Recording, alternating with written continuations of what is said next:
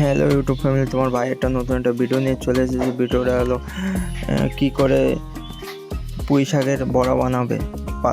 পুঁই শাকের পাতার বড়া। চলো দেখাই।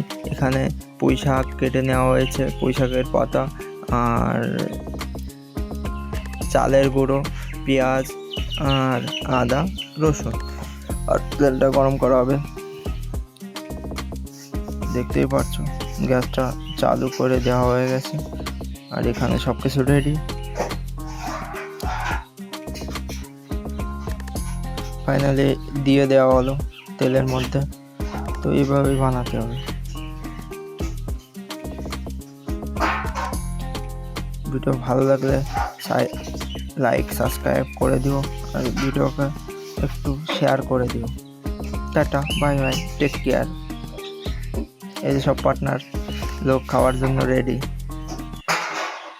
পুরো